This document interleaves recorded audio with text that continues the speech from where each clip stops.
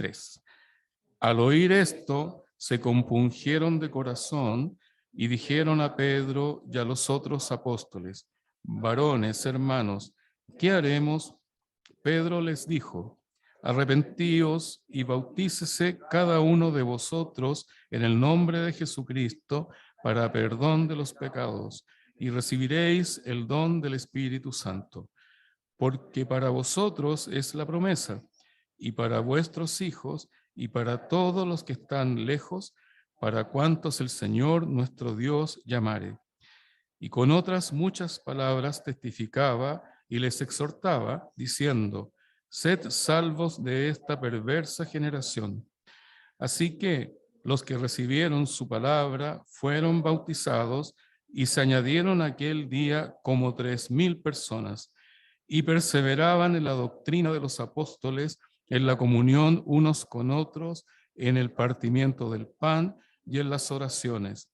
Y sobrevino temor a toda persona, y muchas maravillas y señales eran hechas por los apóstoles. Todos los que habían creído estaban juntos y tenían en común todas las cosas, y vendían sus propiedades y sus bienes y los repartían todos según la necesidad de cada uno. Y perseverando unánimes cada día en el templo y partiendo el pan en las casas, comían juntos con alegría y sencillez de corazón, alabando a Dios y teniendo favor con todo el pueblo. Y el Señor añadía cada día a la iglesia los que habían de ser salvos. Gracias a Dios por su palabra, y vamos a pasar entonces al mensaje. Pastor Michael, tomen asiento, por favor, hermanos.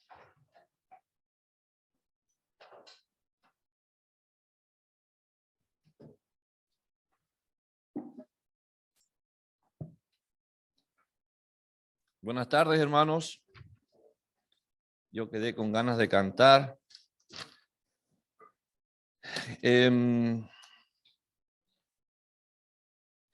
Bueno, lo voy a comentar públicamente. Los niños hasta 9, 11 años, pero no sé si 9 años, hasta 9 años pueden salir con mi esposa y mi hija, que van a estar ella encargada de la clase. Los demás pueden quedarse acá. Ok.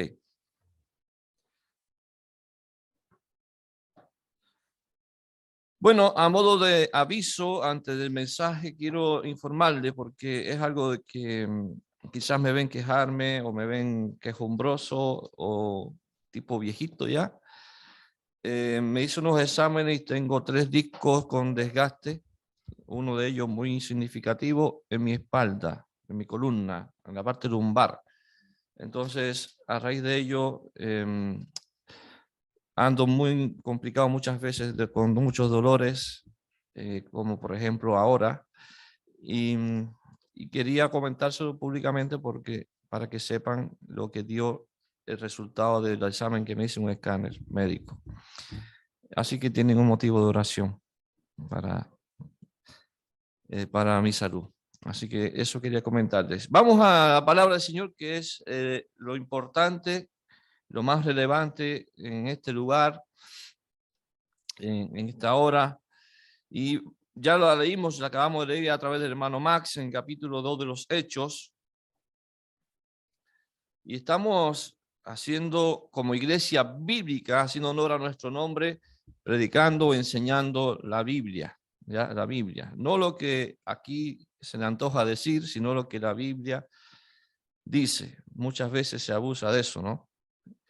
Que uno empieza a decir lo que uno cree y no lo que la Biblia dice. Esta iglesia se caracteriza por decir, predicar lo que la Biblia enseña. No somos perfectos, pero en eso nos enfocamos, ¿ya?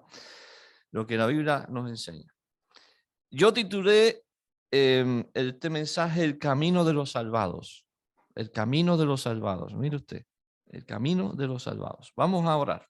Padre Celestial, gracias por tu palabra.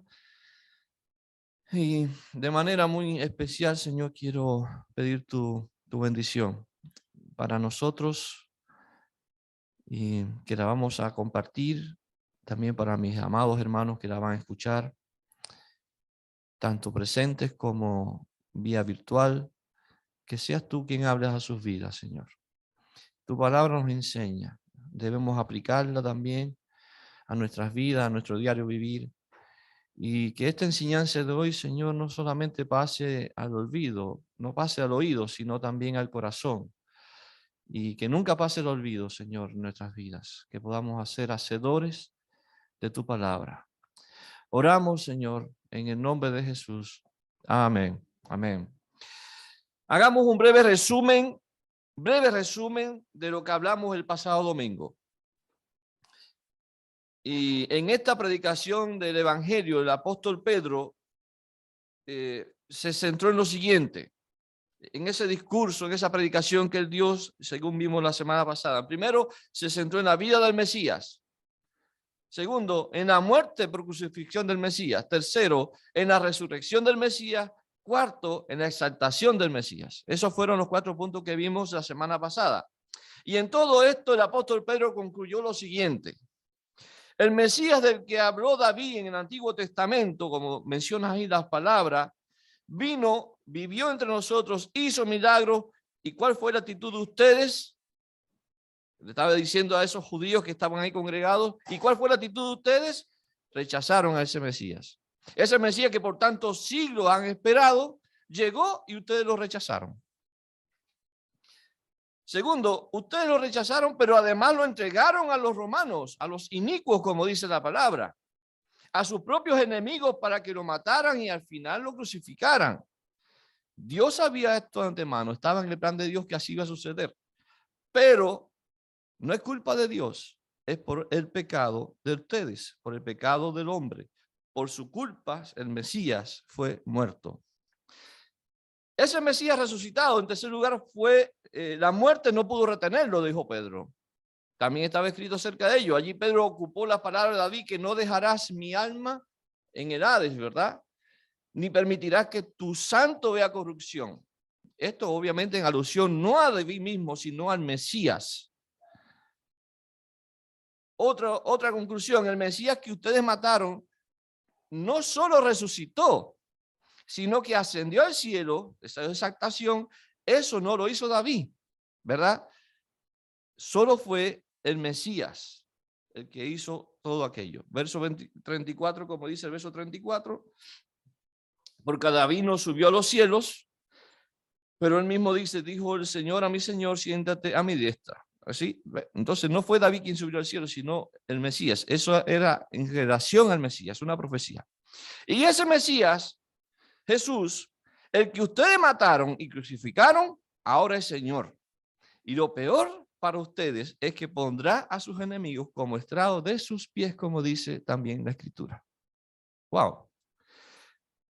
¡Qué escalofriante mensaje para aquellos que estaban escuchando!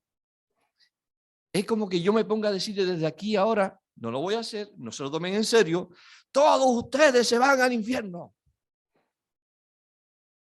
Así de, ¿cómo le impactaría a usted eso? Terrible, ¿verdad? Quizás allí había más de uno, muchos, que seguramente de aquellos que un día gritaron, crucifícale, crucifícale. ¿Se acuerdan de esa parte de la Escritura? Donde se narra que eligieron a Barrabás y dijeron, crucifícale, crucifícale. ¿Y qué escalofriantes noticias para estos hombres que esperaban al Mesías o el Cristo y que ya vino y en vez de recibirlo, lo rechazaron? Escalofriante. ¿Cuándo vino? Ah, pero era aquel. Ah, no, pero yo lo rechacé. No solamente lo rechazaron, lo mataron.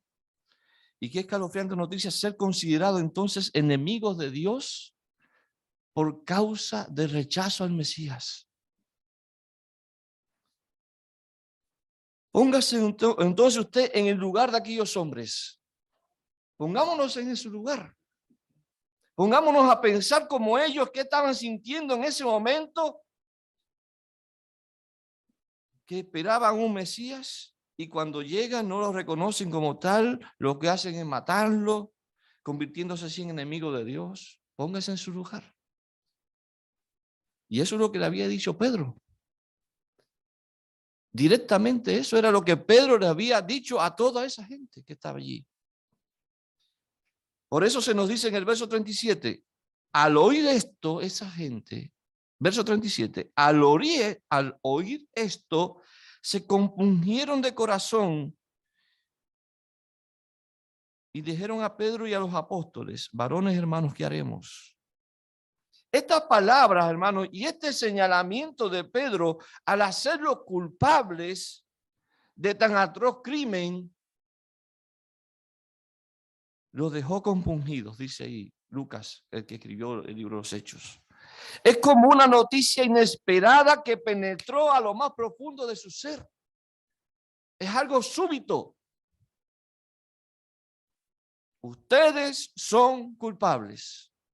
Ustedes son culpables. La palabra compungieron que usa ahí Lucas, lo que significa fue, ustedes fueron acuchillados.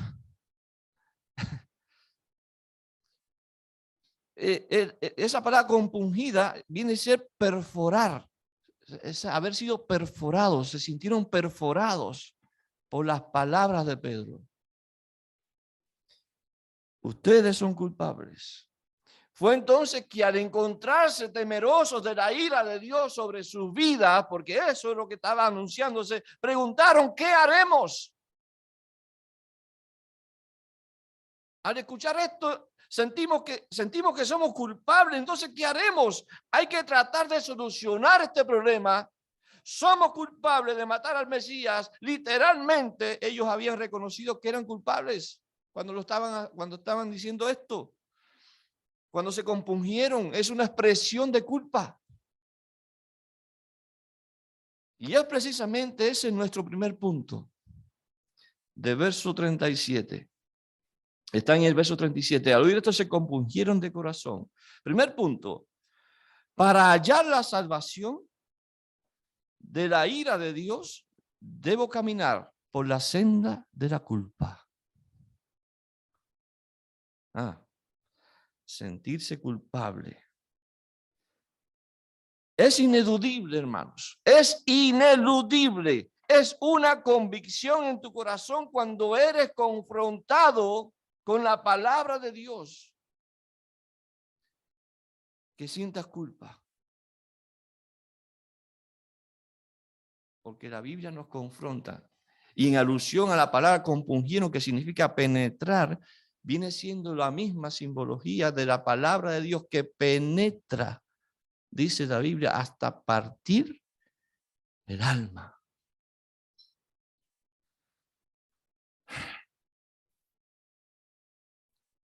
Amados, la culpa es parte de todo el proceso de salvación y no puede ser saltada o evitada. No puede dejarla de lado. Usted no puede hablar del evangelio, del amor de Dios, sin hablar de la culpa del hombre. ¿Qué necesita el hombre si no es culpable? ¿Qué necesita si no se siente culpable por su pecado? Si una persona nunca se siente culpable por su pecado, entonces nunca va a sentir la necesidad de un Salvador. La convicción de pecado de cada hombre, amados, es la llave de entrada a tu corazón del Espíritu Santo. Estimado, no importa cuán moralmente bueno es usted. No importa, porque hay muchos moralistas en este mundo. Yo hablaba con una familia ayer. Muchos moralistas, yo soy bueno, no hago nada malo. Cuando la Biblia dice que no hay bueno ni siquiera uno. Entonces, no importa si haces cosas buenas para los que te rodean, incluso para Dios. Incluso hacer cosas para Dios. No importa si eres un gran padre de familia, si eres un gran trabajador, No importa lo que los hombres piensen de ti, que eres buena persona, que buena onda, que paleteado, usando términos bien chilenos. Aún así, eres culpable. Eres culpable porque dice la Biblia, por cuanto todos pecaron, no hay excepción alguna. Por cuanto todos pecaron, están destituidos de la gloria de Dios. Y es precisamente esa palabra la que le da aún más sentido a nuestra condición. Estás destituido. Significa esa palabra que por mucho esfuerzo que hagas, nunca te va a alcanzar. Nunca te va a alcanzar para llegar a ser justo ante Dios. Esa palabra lo que significa es te quedaste corto.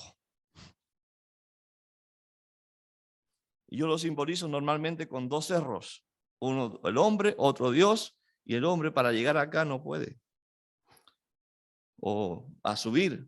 Por muchas escaleras que hagan, tipo casa, ¿cómo se llama? La Torre de Babel. Por muchas torres que hagan, no van a poder llegar a Dios. Porque a Dios solamente hay un camino. De la cruz. Jesús es el camino. Entonces, amados hermanos, significa que por mucho esfuerzo no nos va a alcanzar. Y el hombre que está enfermo de pecado, está enfermo de maldad. Yo los miro a ustedes y ustedes me miran a mí. Si supieran quién soy yo. Si ustedes supieran quién yo soy. No te imaginas quién soy. Dios solo Dios los conoce. Lo mismo puedo yo decir de ustedes. No me imagino quiénes son ustedes. Porque yo no conozco su corazón. Pero Dios conoce lo más profundo, lo más intrincado, lo más íntimo. Hasta lo que no se ve de usted, Dios lo conoce. Por eso a Él no lo podemos engañar. Yo lo puedo engañar a ustedes. Ustedes me pueden engañar a mí, ¿cierto? Pero a Dios, nadie. Ningún hombre lo va a engañar. El salmista exclamó en el Salmo 130, por si acaso alguien lo quiera anotar, Jehová, si mirares a los pecados, si mirares a mi condición de pecado, ¿quién, oh Señor, podrá mantenerse? ¿Quién podrá decir, no, yo no peco? David dijo en el Salmo 143, y no entres en juicio con tu siervo, decía David a Dios en ese salmo, porque no es justo delante de ti ningún ser viviente, del cual yo soy uno. No es justo delante de ti ningún ser viviente. Y Nahum, el profeta Nahum dijo en capítulo 1, en presencia de su indignación, en presencia de su ira, por el pecado del hombre, eso es lo que significa eso, en presencia de su indignación, ¿quién resistirá? ¿Quién se mantendrá en pie ante el ardor de su ira? Su furor se derrama como fuego y las rocas se despedazan ante él. ¡Wow! Fuego consumidor. Nadie, absolutamente nadie puede decir yo no tengo pecado. Nadie, absolutamente nadie puede decir no necesito el Salvador, porque literalmente el que lo haga será consumido por su ira. Sea a corto plazo o a largo plazo. Sea en vida o sea después de la muerte. Y de eso se trata la muerte. Porque la paga del pecado es muerte. Muerte eterna, separación eterna de Dios. Entonces, amados hermanos, nadie puede decir no tengo pecado. Dios rechaza, Dios aborrece el pecado, Dios aborrece la maldad. No hay salvación para el pecador que rechaza la provisión de Dios, Jesucristo. Jesús dijo que lance la primera piedra cuando fue sorprendida una mujer en adulterio. ¿Se acuerdan esa anécdota? Ese pasaje no fue una anécdota, fue el pasaje. Que lance la primera piedra aquel que no tenga pecado. Que lance la primera piedra. ¿Y qué es lo que esperamos de ti una vez que recibes esta información? ¿Qué es lo que se espera de ti? Que te sientan compungido por tu situación. Que te sientan compungido por tu situación espiritual delante de Dios. Que te sientas culpable por tu pecado. Que no te dé lo mismo. Que no sigas viviendo la vida como si nada va a pasar o en el presente o después de la muerte. Porque Dios puede hacer justicia en vida o después de la muerte del pecador. Según Dios quiera. Entonces, si te sientes compungido, esta es la segunda cosa. Dice que ellos, al sentirse compungidos ante las palabras de Pedro, preguntaron, ¿qué haremos? ¿Qué haremos? Buena pregunta, ¿no? Dijo Pedro. ¿Cuál fue la respuesta? La única cosa que debes hacer es llorar por tu pecado y arrepentirte. Eso no dijo Pedro así literalmente. Lo que dijo fue, arrepentíos. Arrepentíos. Y voy a usar el término chileno, porque si no te arrepentí, ya sabes lo que puede pasarte. Arrepentíos, metanoeo en griego, es un cambio, es dar vueltas a tu vida, es volverse del camino de muerte por el que transitabas para caminar por el camino que lleva a la vida que Dios te regala. Hay un pasaje que está en Proverbios 14:12 que dice, hay caminos que el hombre le parecen derechos, pero su fin es camino de muerte. Y van por ahí como si nada en la vida, como si nada fuese a pasar a ellos.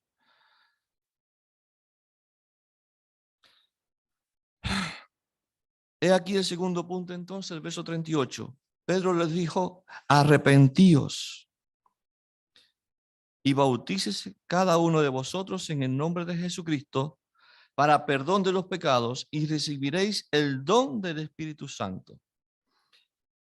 Segundo, es necesario avanzar hacia la salvación verdaderamente arrepentidos por nuestro pecado. Verdaderamente arrepentidos por nuestro pecado. Así de largo es el subtítulo, porque expresa algo que es real. No todo arrepentimiento es genuino. Si usted se pone a preguntar a las personas, quizás entre nosotros mismos podríamos preguntar, quizás van a haber respuestas, diversas respuestas. Algunos se van a ir por la tangente, otros van a dar la vuelta por todo espucio. Pero si usted pregunta esto, ¿por qué te arrepentiste? ¿O de qué te arrepentiste? Algunas respuestas son porque no quiero ir al infierno. Porque no quiero que la ira de Dios venga sobre mi vida.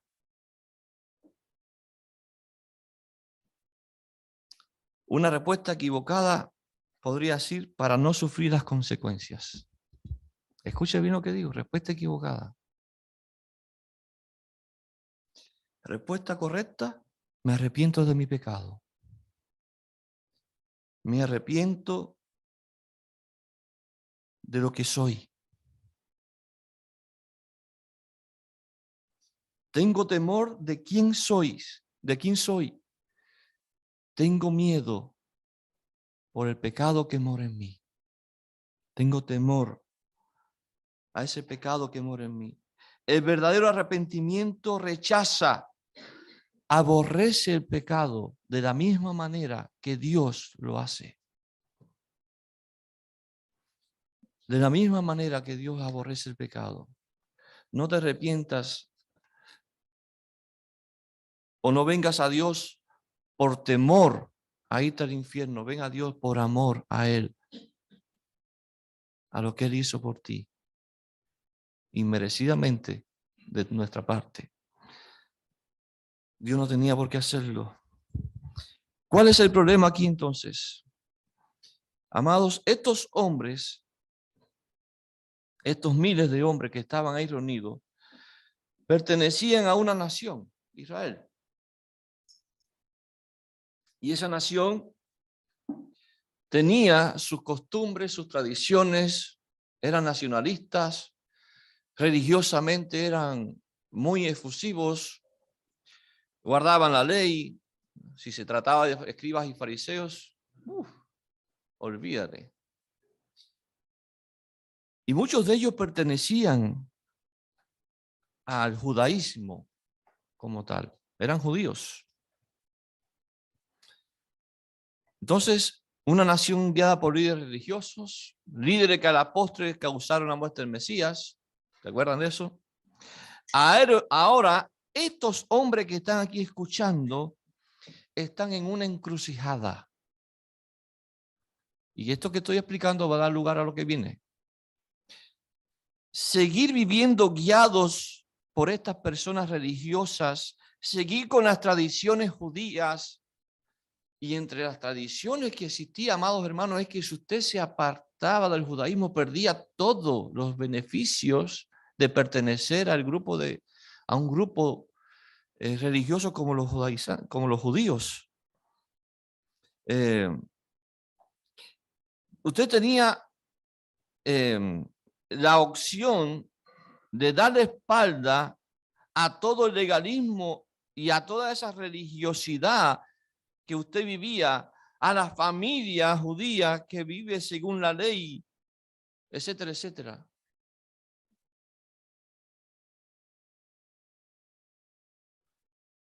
O seguir a Jesús. ¿Cómo entonces, si tú dices que recibes a Jesús, cómo entonces demuestra usted que está verdaderamente arrepentido? Bajo esas circunstancias que le estoy hablando. Su estatus social. En ese contexto, amado, en que se encontraba, Pedro les dijo, deben dar una muestra de verdadero arrepentimiento, deben dar una muestra de que están convencidos de su pecado y de que están arrepentidos. ¿Qué deben hacer? Y ahí viene ahora.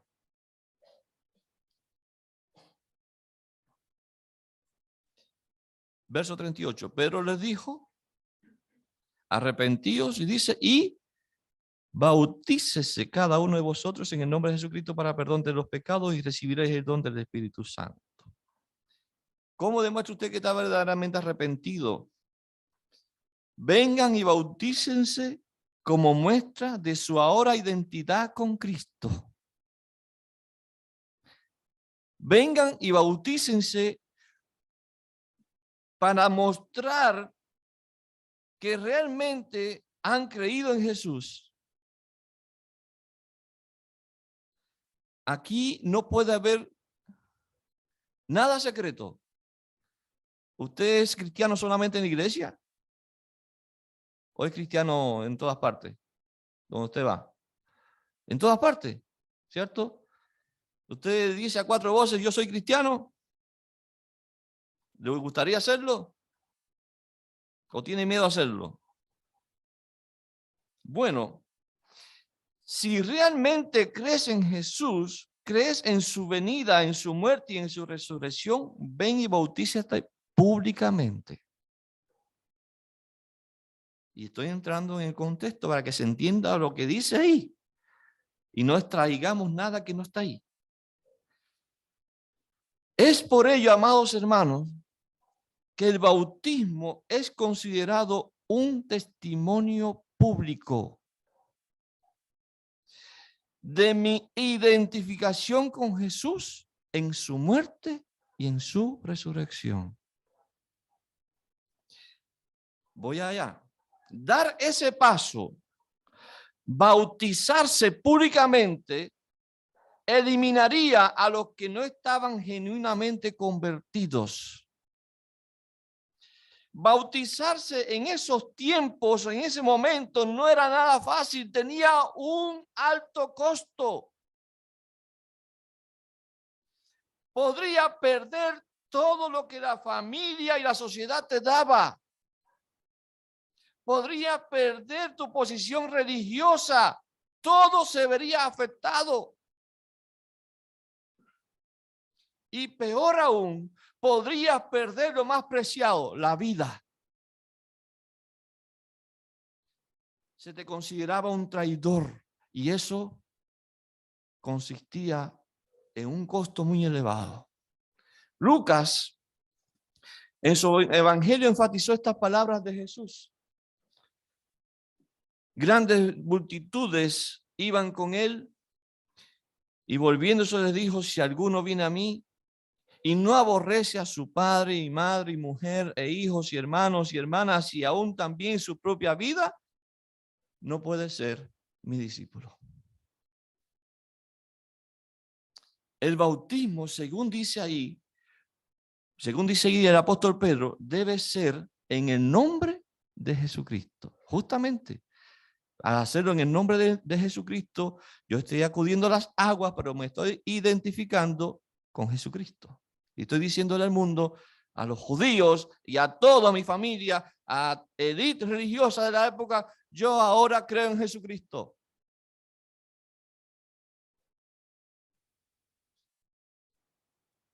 Entonces, vamos a hacer un paréntesis.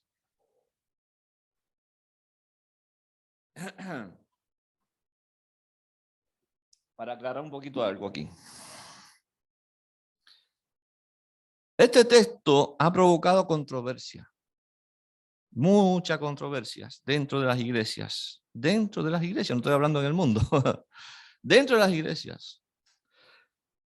Y específicamente el tema controversial es el bautismo que dice aquí. ¿Ya? Algunos dicen que el bautismo es necesario para la salvación. Que si no te bautizas, no eres salvo. Si lo vemos literalmente desde el punto de vista del contexto, podría ser cierto, porque ¿quiénes se iban a bautizar? Los que eran salvos. Los que no realmente eran salvos, dicen, no, los fósforos, yo no me voy a bautizar. Pero es una mala interpretación del texto. Vamos allá. No se condice este texto o esa interpretación, mejor dicho, con la enseñanza de la Biblia de que la salvación es solo por medio de ¿qué? ¿Del bautismo o de la fe? De la fe. Estos hombres en el contexto entonces debían bautizarse para identificarse con Jesús. Por eso dice el texto, en el nombre de Jesucristo. En el nombre de Jesucristo. Ellos se bautizaban entonces cuando se ha producido una convicción por el pecado, se sintieron compungidos y un verdadero arrepentimiento. Cuando Pedro les dijo, arrepentíos. Cuando eso ocurre en el nombre de Jesús, ya soy salvo por mi fe en Jesús. Es entonces que viene mi identificación pública con Jesús. ¿Lo están tomando? O sea, el bautismo. Me bautizo porque soy salvo. porque soy cristiano, no para ser salvo, ni para ser cristiano. ¿Se entendió? El perdón de pecado no tiene nada que ver con el bautismo, porque dice ahí, arrepentido, bautícese cada uno de vosotros en el nombre de Jesucristo para perdón de los pecados y recibiré el don del Espíritu Santo. No tiene nada que ver con el bautismo, el perdón de pecado. En Hechos 3:19, si usted va un capítulo más allá, una hojita en mi Biblia, según mi Biblia, dice, así que arrepentíos y convertíos para que sean borrados vuestros pecados, para que vengan de la presencia del Señor tiempos de refrigerio. Y según este texto, solo se necesita para perdón de pecado, ¿qué cosa? Arrepentirse y convertirse. En ningún momento habla de bautizarse. Hubo supuestos cristianos, de la misma manera que hoy los hay. Hubo supuestos cristianos que se bautizaron, pero nunca fueron salvos. A no ser que posterior a esa historia se hayan convertido. Pero un ejemplo bíblico, no de me dijeron o yo creo que fulanito, si usted pone a mirar gente, no, yo creo que menganito por ahí se bautizó. No, nada de eso. Bíblico. Vamos a un ejemplo bíblico de un hombre que se bautizó, pero nunca fue salvo. Vamos a ver Hechos 8, versos 12 al 13. Hechos 8, 12 al 13. La predicación de Felipe, ¿verdad? Pero cuando creyeron a Felipe, que anunciaba el evangelio del reino de Dios y el nombre de Jesucristo, se bautizaban hombres y mujeres. Ahí usted lo ve, se bautizaban hombres y mujeres. Dice, también creyó Simón mismo. Un hombre llamado Simón, que ejercía la magia antes en el pueblo, explica ahí el pasaje, usted puede buscar después con más tiempo. Ese mago, entre comillas, Simón, se dice que también creyó y habiéndose bautizado estaba siempre con Felipe y viendo las señales y grandes milagros que se hacían, estaba atónito. Fue llamativo para él lo que se hacía, como para mucha gente que la iglesia es llamativa por qué bonito se canta, qué bonito habla qué bonito habla el otro, la comunión, siempre se están riendo. Mira que hasta en los velorios cantan.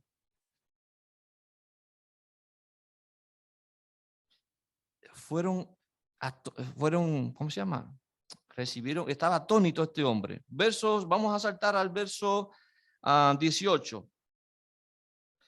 Cuando vio Simón que por la imposición de las manos de los apóstoles se daba al Espíritu, le ofreció, ¿qué cosa? Este loco. Le ofreció dinero. Les ofreció dinero diciendo, dame también a mí este poder para que cualquiera a quien yo impusiere las manos reciba el Espíritu Santo. Es como que el Espíritu Santo viene en cajitas de cumpleaños y el que quiere lo da.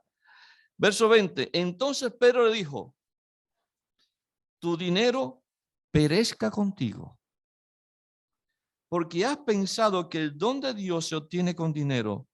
No tienes tu parte ni suerte en este asunto, porque tu corazón no es recto delante de Dios. Dice verso 22, arrepiéntete pues de esta tu maldad y ruega a Dios y quizás te sea perdonado el pensamiento de tu corazón. Un hombre que se había bautizado no era salvo.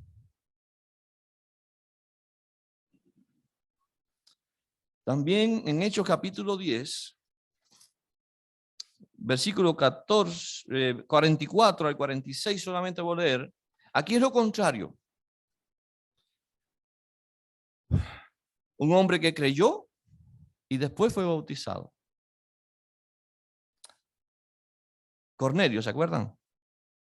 ese pasaje capítulo 10 lo pueden leer.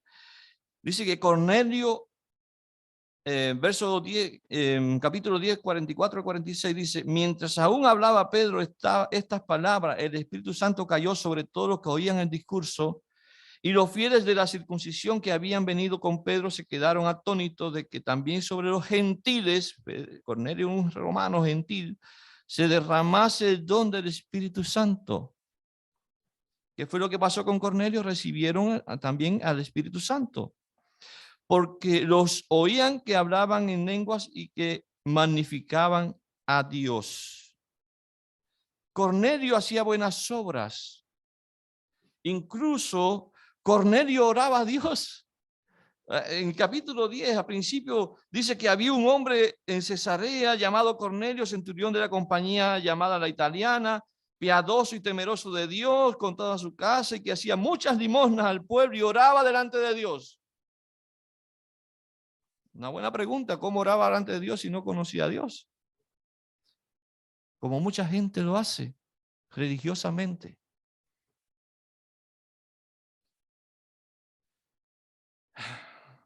Ahí dice el capítulo 10, 46, 44, 46, que recibió al Espíritu Santo y luego los invitaron a bautizarse, a ser bautizados en el nombre de Cristo. Dice ahí, verso 47, entonces respondió Pedro, ¿puede acaso alguno impedir el agua para que no sea bautizado estos que han recibido al Espíritu Santo también como nosotros? Y mandó bautizarles en el nombre del Señor Jesús. Listo. ¿Qué hubo primero? Conversión. Llegada del Espíritu Santo al corazón del hombre. Una vez que eso sucede es porque ya somos salvos. Y después nos identificamos con Jesús a través del bautismo. En 1 Corintios 1:17, Pablo dice, no me ha enviado Cristo a bautizar, sino a predicar el evangelio. Wow. Pum. Se cierra el paréntesis. Si el bautismo fuera necesario para salvación, ¿dónde quedaría la predicación del evangelio entonces? El mismo apóstol dijo, porque el evangelio es poder de Dios para salvación. El evangelio es poder de Dios para salvación, no el bautismo. Entonces, dije ahorita, vuelvo a abrir el paréntesis y lo vuelvo a cerrar. La sola fe en Jesús es suficiente para que sus pecados sean perdonados. La sola fe en Jesús. Ahora bien, el final del pasaje habla que recibirán el don del Espíritu Santo. Ya volviendo a Hechos capítulo 2. Arrepentidos, bautícese cada uno de vosotros en el nombre de Jesucristo para perdón de los pecados y recibiréis el don. ¿De quién? Del Espíritu Santo. Del Espíritu Santo. ¿Qué significa eso? Recordemos que estamos en el contexto del día de Pentecostés. Que Pedro comenzó a hacer el discurso del día de Pentecostés usando una profecía del Antiguo Testamento. ¿Se acuerda de quién era? De Joel. Y que esa profecía decía que en los postreros días Dios derramaría de su espíritu, ¿verdad? Y la palabra don ahí significa regalo. Regalo. No es algo que usted compró, es algo que Dios le regaló. Dios mismo pagó por nuestro precio, hermanos, con la sangre de Jesús. Es algo que Dios le da al creyente gratuitamente. Claro, hay una condición allí. Siente pena por ti, por tu pecado, y arrepiéntete de tus pecados. El verso 39 habla del alcance de ese regalo. Porque para vosotros es la promesa y para vuestros hijos y para todos los que están lejos, para cuantos el Señor nuestro Dios llamare. hijos, hijas de la nación de Israel, el verso 39, porque para vosotros, hijos e hijas, para los que están lejos, no se sabe si hace referencia a los judíos que están lejos, que no estaban en Jerusalén, o hace referencia a aquellos que no son judíos. En este caso, gentiles, que fue lo que pasó después, por eso se deduce que es referencia a los gentiles, aquellos que están lejos. Y aquí algo más, para el que Dios quiera en su soberana voluntad, Dios determina, dice, quién se ha de salvar, dice ahí, aquello que Dios llamare. A ver, no solamente los judíos, también es mucho aquellos que están más allá, que nosotros no vemos, y o que Dios quiera en su santa voluntad, de la manera que Él quiera hacerlo. Verso 41. Verso 40, perdón. El llamado del apóstol es a ser salvo de esta perversa generación. Está hablando que hay hombres cuyos pensamientos son perversos, significa torcidos. ¿Estamos en medio de esa generación o no? También la vivimos. Y por tanto son malos, es una generación mala. Verso 40, debemos alejarnos de eso y debemos ser salvos. No vayamos para el mismo destino que van ellos. ¿No? Ojo. Los que recibieron la palabra, verso 41. Así que los que recibieron su palabra fueron bautizados y se añadieron aquel día como 3,000 personas. Los que recibieron la palabra, dice allí Lucas lo pone a colación ahí. Dice, la fe viene por el oír, ¿qué cosa? La palabra de Dios. La fe viene por el oír la palabra de Dios. Dice que una vez que tuvieron fe por medio de la palabra, entonces fueron bautizados y el número fue de 3,000 personas o más. Y el tercer punto y final de esta enseñanza tiene que ver con los resultados de la salvación. Y uno de los resultados es la comunión de los salvados. Verso 42 al 47. Y perseveraban en la doctrina de los apóstoles, en la comunión unos con otros, en el partimiento del pan y las oraciones. Y sobrevino temor a toda persona, y muchas maravillas y señales eran hechas por los apóstoles. Todos los que habían creído estaban juntos y tenían las cosas en común, vendían sus propiedades, sus bienes, los repartían a todos según la necesidad de cada uno, perseverando unánimes cada día en el templo y partiendo el pan en las casas, comían juntos con alegría y sencillez de corazón, alabando a Dios y teniendo favor con todo el pueblo. Es un resultado, amados hermanos, muy interesante lo que dice ahí la palabra. Usted no puede pensar que va a salvarse por medio de la fe y vivir aislado de los demás. Vivir su propia vida cristiana, aislado. La Escritura aquí nos enseña a vivir como iglesia. La importancia de la iglesia, de los primeros cristianos. A vivir como hermanos en la fe, como salvados por el mismo Dios. Y además de identificarse con Jesús por medio de la fe y el bautismo, amados, dice que los que lo recibieron perseveraban en la doctrina de los apóstoles. Los primeros cristianos nos enseñan mucho de cómo debemos ser como iglesia. Ellos perseveraban en la enseñanza apostólica. En primer lugar, la de los apóstoles. Podríamos decir en términos de hoy, eran una iglesia bíblica que enseñan Biblia. La escritura, la doctrina bíblica es nuestra regla de fe y de práctica cristiana. No puede ser la tradición, no puede ser lo que el pastor dice, no puede ser lo que los diáconos dicen, ni lo que los ancianos dicen, ni lo que usted dice como miembro de la iglesia. Es lo que la Biblia dice. Aquí no vale la experiencia, aquí vale la palabra. No hay sustituto para la palabra de Dios en la iglesia. No la hay. Para salud mental, ¿quiénes están? Los psicólogos, los médicos, ¿verdad? Para sentirnos confortables están los amigos y las vacaciones. Pero para ser salvos y para crecer espiritualmente está la palabra de Dios y la comunión con los santos. Y las oraciones de los santos. En 1 Timoteo 4:16 dice el apóstol Pablo: te encarezco delante de Dios y del Señor Jesucristo, que juzgará a los vivos y a los muertos en su manifestación y en su reino, que prediques la palabra, que instes a tiempo y fuera de tiempo, redarguye, reprende, exhorta con toda paciencia y doctrina.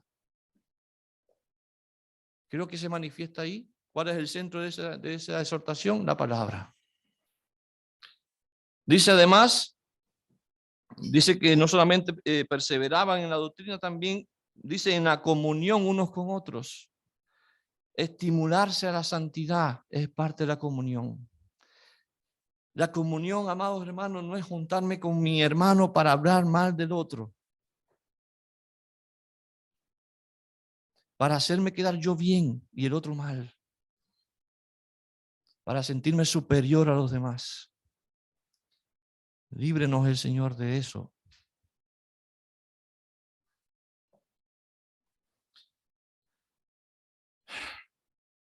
Estimularnos a la santidad y a la fidelidad a Dios, crecer juntos. Dice la palabra, hasta que todos lleguemos al conocimiento del Hijo de Dios, a un varón perfecto, maduro en la fe. Dice todos, no dice uno o dos o tres, todos. Para un cristiano no practicar o el no participar de la comunión de la iglesia es inexcusable. Ahorita Max decía eso. Les extrañamos, hermanos, que están virtualmente. Sé que algunos no son de Santiago, así que no se preocupe. Dice Hebreos capítulo 10, versos 24 y 25. Y considerémonos unos a otros para estimularnos al amor y a las buenas obras, no dejando de congregarnos como algunos tienen por costumbre, sino exhortándonos, y tanto más cuando veis que aquel día se acerca. Me pregunto, ¿por qué no vienes a la iglesia?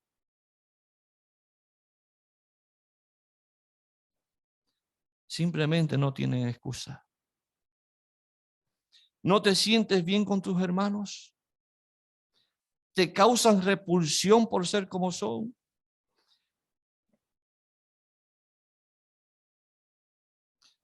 No pienses que tú mismo no piensas que tú mismo le causas repulsión a Dios por tu pecado. ¿No piensas eso? Al pensar más de los demás. ¿No piensas que tú mismo le causaste a Dios dolor y repulsión y Él envió a morir a su Hijo por ti? Este es mi consejo para muchos que piensan así. Mira a los demás de la misma manera que Cristo te miró a ti.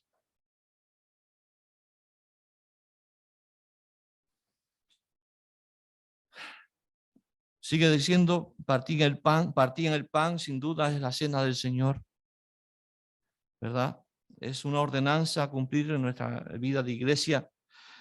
Dice, y en las oraciones, sin duda, tenemos deuda con las oraciones de la iglesia, la asistencia a los cultos de oración. Necesitamos orar más como iglesia. El resultado final de una vida de iglesia es que el Señor dice, añadía a la misma los que habían de ser salvos. Usted no puede traer de la oreja a nadie a la iglesia. Yo le invito a que no lo haga. No lo traigan de la oreja a nadie a la iglesia. Ni vamos a bailar más cueca para atraer personas a la iglesia. Debemos llevar una vida ejemplar de iglesia, eso sí, para que vean vuestras buenas obras y glorifiquen a vuestro Padre que está en los cielos. Compartir su palabra y llegarán los que Dios quiera que lleguen. El estar llenos en un templo no es sinónimo de que Dios nos bendice a través del trabajo que hemos hecho. Oiga eso. Todo lo contrario, se traduce que más trabajo tenemos para que todos crezcamos espiritualmente.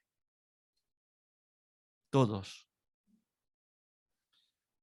Estudia la palabra, enseña la palabra, vive en comunión, ora y el Señor añadirá a la iglesia los que han de ser salvos. Señor, gracias por tu palabra. Ella nos desafía, Señor, a vivir una vida también como iglesia en comunión. Pero la raíz de todo esto, Señor, es que nos hayamos compungido por nuestro pecado, que nos hayamos arrepentido y que hayamos recibido al Espíritu Santo, el cual nos regenera y nos convence de pecado. Padre Celestial, te pido por la vida de cada hermano presente de nuestra iglesia virtual, presencial, y también aquellos que están ausentes, que están lejos, que quizás han decidido caminar lejos de la iglesia del Señor, pero más que de la iglesia, han decidido caminar sin Dios. Te pido misericordia, Señor. Te pido que tú, en tu amor y en tu compasión, Señor, toque sus vidas, transforme sus corazones y ellos puedan volver a disfrutar de la comunión rica y en paz que tú das, Señor. Esa comunión contigo que no tiene competencia en ningún otro lado. No hay nada más importante que tener paz con Dios. Y esa paz la tenemos por medio de Jesús.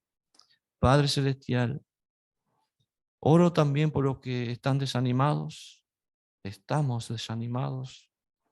Que muchas veces, Señor, la carne, el pecado que mora en nosotros,